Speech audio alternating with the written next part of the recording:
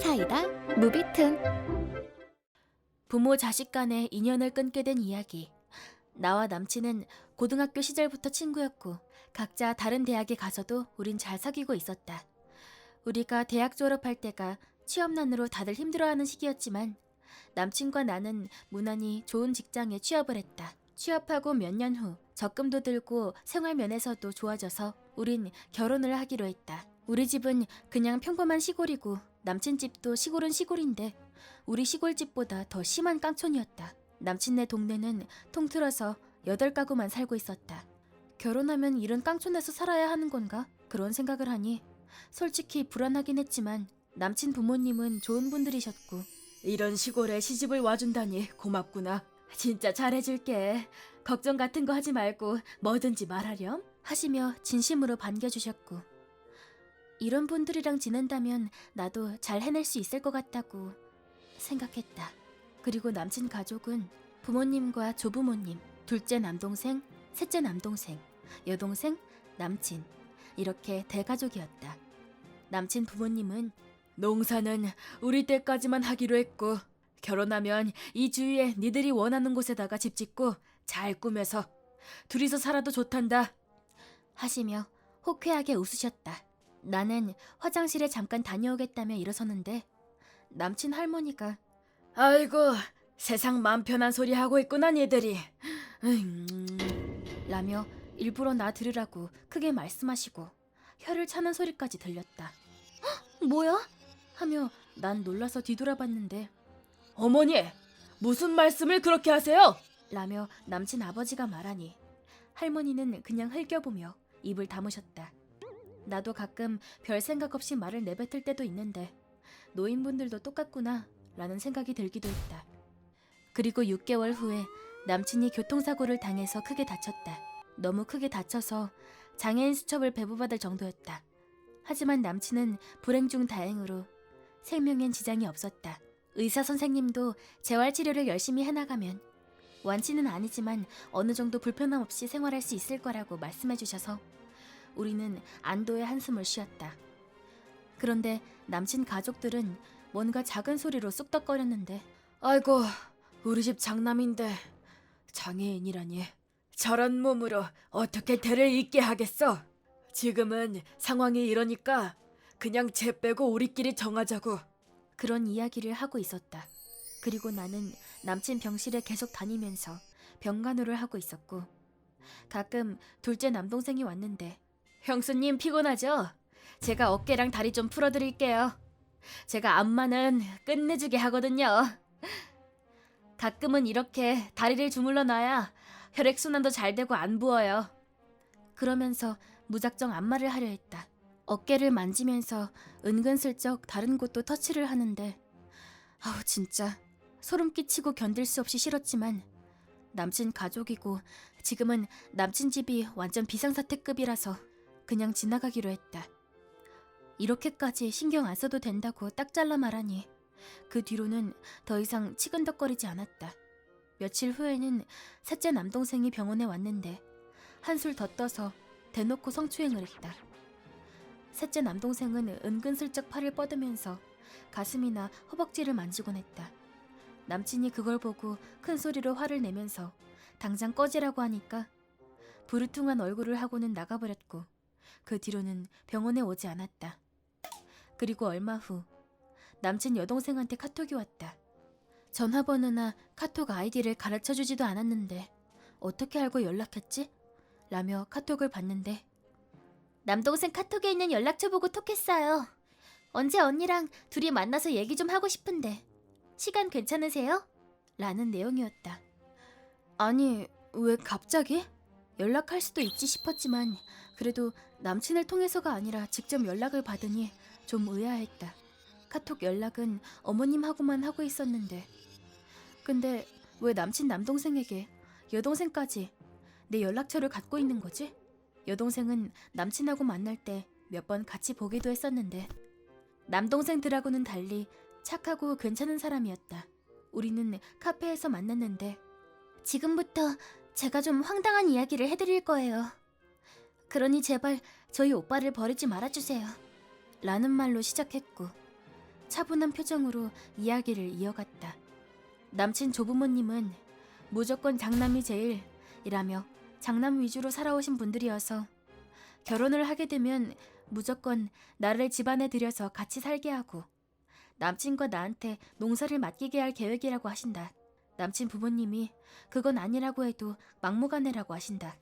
아버님 때에 농사를 그만두게 할 생각은 처음부터 없으셨던 거였다. 남친 집안의 실권은 조부모님이 갖고 계셨고 남친 부모님은 한 번도 거역한 적이 없으셨다고 한다. 요즘 젊은 애들이 농사를 지으면서 살아가는 시대도 아니고 하며 조부모님도 납득을 하실 줄 알고 아버님은 우리한테 그렇게 말씀하셨는데 그게 아니었던 것이다. 남친 사고로 인해 조부모님 생각이 바뀌었다는 건 알겠는데 그 뒷얘기가 너무 어이없고 황당했다. 신체 장애를 갖게 된 남친한테 농산일이랑 집안을 맡길 수 없다고 하신 것까지는 이해를 했다. 그런데 농산일과 집안을 맡길 사람을 정하려면 며느리도 반드시 있어야 하니까 다른 사람 데리고 오고 할 것 없이 나랑 동생들 중 한 명이랑 결혼을 시키겠다는 거다. 둘째가 싫으면 셋째랑 하면 된다. 그렇게 맞춰서 지내다 보면 살아가게 되어 있다. 그냥 아무 말 말고 나랑 결혼시켜서 얼른 농산일과 집안일 거들게 하라고 했다고 한다. 남친 부모님은 처음에는 요즘이 어디 그런 시대입니까? 요즘 시대에 그런 일이 통한다고 생각하세요? 말도 안 되는 말씀이세요. 라며 조부모님 설득을 하긴 했지만 조부모님 뜻을 거역해 본 적이 없는 부모님은 할머니 할아버지한테 완전 깨져서 더 이상 말도 꺼내지도 못했다고 한다. 남친 조부모님은 아이고 이놈들아 그냥 일 저질러라 라며 남동생들을 부추겼고 그런 남동생들은 세상의 모든 여자들은 다 내 거다 라는 미친 생각으로 나한테 그런 행동을 했던 것 같다. 남친 어머니는 그들과 달리 깊은 고민에 빠졌다. 진짜 이건 아닌데 이건 진짜 우리가 엄청난 잘못을 저지르고 있는 건데 라고 고민을 한 어머님은 여동생한테 다 얘기를 했고 여동생도 얘기 듣고 황당해서 나에게 톡한 거라고 했다. 난 여동생 말을 다 듣고 나니 온몸에 소름이 끼쳤다. 아니 진짜 저 집 사람들은 무슨 조선시대에 살고 있나? 라는 생각이 들 정도로 소름이 끼쳤다. 아니 진짜 가족 욕하는 것 같아서 미안한데요.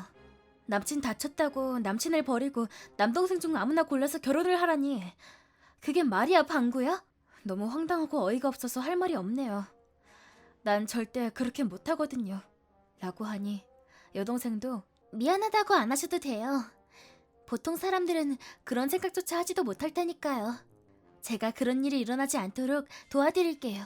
그 일을 알게 된 남친도 어이없어 했고 남친과 나는 가족들 모르게 전입신고를 했고 회사에도 얘기해서 부산지사로 전근 신청서를 제출했다. 하나씩 처리를 하고 남친은 부산지사로 전근을 가게 되었다. 남친 회사는 IT 직종에 컴퓨터로만 하는 일이어서 아직까지 제대로 걷지 못하는 남친이어도 가능한 일이고 생각했던 것보다 별 큰 문제 없이 잘 진행되었다. 시간이 지나고 남친은 먼저 부산으로 이사를 했고 나도 뒤따라갈 준비를 하면서 안심하고 지내고 있었는데 갑자기 둘째 남동생이 자기 친구 2명을 데리고 무작정 내가 살고 있는 아파트에 찾아왔다. 남동생은 자기 친구들한테 내가 자기를 꼬셔서 있는 대로 다 빼먹고 뻥 찼다며 맘대로 해도 된다고 했다. 야 꽃뱀! 좋은 말 할 때 얼른 나와라! 너 집에 있는 거 다 알고 왔거든? 얼른 나와서 이분한테 무릎 꿇고 손이 발이 되도록 빌어라! 지금 나오면 용서해준다! 계속 버티고 안 나오면 불질러 버릴 거야! 그들은 완전 취한 상태였고 2시간이나 집 앞에서 난리를 쳤다. 아파트 옆집 사람들이 경찰에 신고를 했고 여동생한테 도와달라고 카톡도 보냈다. 여동생은 연락을 받고 자기 아는 사람을 보냈다고 했고 그 사람이 와서 동생과 친구들을 쫓아내서 겨우 조용해졌다. 둘째 남동생과 그 친구들은 그대로 경찰에 체포되었다. 정말 어이없게 그들은 경찰서에서 이름만 들어도 유명한 국회의원 이름을 대면서 의시됐고 그 일이 SNS에서 퍼지기 시작했다. 물론 그 국회의원하고는 아무런 상관이 없는 사이였다.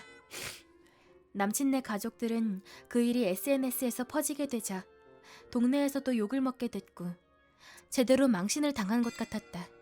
그런 망신을 당하고 나니 그제서야 남친 아버지는 심각성을 깨닫고 둘째와 셋째 남동생을 엄하게 꼬지졌고 남친 어머니가 이렇게는 못 산다며 눈물로 호소를 했고 결혼하고 30년이 지나서야 겨우 조부모님한테서 독립을 하기로 했다. 조부모님도 모든 걸 알고 나서는 히스테리도 더 심해졌고 집안 상황이 어수선한 틈을 타서 여동생도 그 집을 나오게 됐다. 그 후 남친과 여동생, 나 이렇게 셋이 힘을 모아서 남친 부모님을 조부모님 몰래 그 집에서 탈출시켰다. 셋째 남동생도 사태 파악을 하고 부모님을 따라 나왔다. 둘째 남동생은 지금도 조부모와 함께 본가에서 여전히 여자를 만나는 상상만 하며 지내고 있다고 한다. 남친은 재활을 열심히 한 덕분에 지금은 거의 장애를 느끼지 못할 정도로 좋아졌다. 가끔 피곤이 쌓이거나 하면 목발로 지탱할 때도 있기는 하지만 요즘에는 정말로 많이 건강해졌다. 셋째 남동생은 부모님과 같이 지내며 회사를 다니고 있는데 아무리 개과천선했다고는 하나 혹시라도 방심하면 다시 옛날처럼 될지도 모른다는 생각에 부모님은 항상 셋째를 지켜보고 있어서 현재로서는 별탈 없이 지내고 있다고 한다. 이런 생각을 하면 좀 심한가 싶기도 하지만 둘째 남동생은 저대로 농사나 지으면서 죽을 때까지 조부모님과 같이 그 시골에서 나오지 말고 지내라고 하나님 부처님께 빌고 있다. 이번 영상은 어떠셨나요? 재밌게 보셨다면 구독, 좋아요에 댓글까지 달아주시면 감사하겠습니다. 그럼 다음 영상에서 만나요.